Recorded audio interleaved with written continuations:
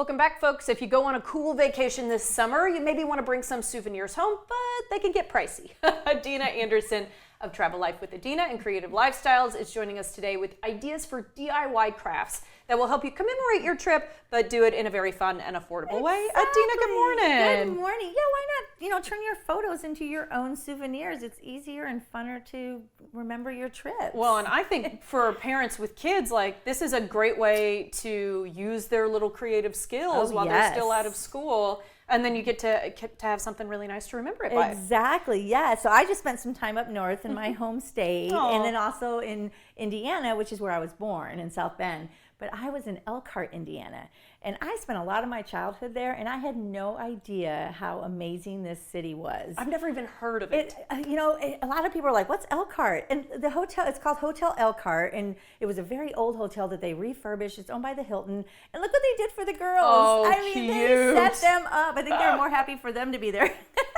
But the food, they have this... The corner bar is the restaurant, and then they have Relish, which is also another restaurant. They have the largest superhero museum. This is cool. It was so cool. The RV museum, of course, because Elkhart, Indiana is known for RVs. That's where they mainly come from. And then I have a little history with this. It's called the Ruthmere, and it's one of the mansions there. You can take tours. But my grandma redid the drapes there. No. Back in the 70s, and my aunt and my grandma needle pointed the chairs. So it was kind of a neat little... kind of a take back in history for my family. Sure. It was really family cool. history for you. It really was, yes. And so they have market days, and the restaurants at the hotel are phenomenal. We ate pretty much every meal there. They were so good. Well, good to know. So how would you say to commemorate something like that? You've got seashell art that you like to do. I do. So if you go to the coast, you could certainly do seashell art. It's kind of fun to do, but I kind of take a little bit of, because we visited some museums while we were there. So the flowers and the different paintings, and then I took some seashells I had from another trip, and then you're just going to decoupage. Decoupage is one of the funnest crafts and easiest crafts. The kids could do this, anybody could do this. Dip it in the glue. You just put that on there, and we're going to do it really quick because of TV time.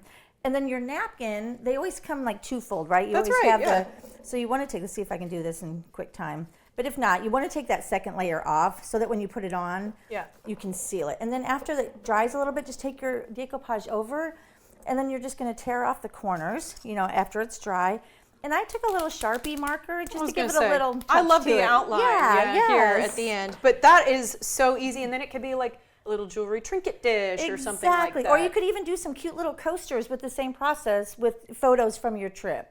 So how simple, and then you get to use these every day and you see them. You could put them in your office, in your home, however you want to use them. And you could send away for, coasters for a company to do it and pay a lot more money. Of course, yeah. I mean, we actually saw coasters for sale for $19.95 and $39.95. I'm like, well, we could totally make those. Yeah, make it at the house. I love it. Okay, let's talk about when you went to Indianapolis. Love Indianapolis. So I have an aunt and uncle that live there, so we're there quite a bit. But they have this big state fair in Indianapolis. It happens in August. The zoo is gorgeous there. They have all kinds of shows, and rhinos are my husband's favorite.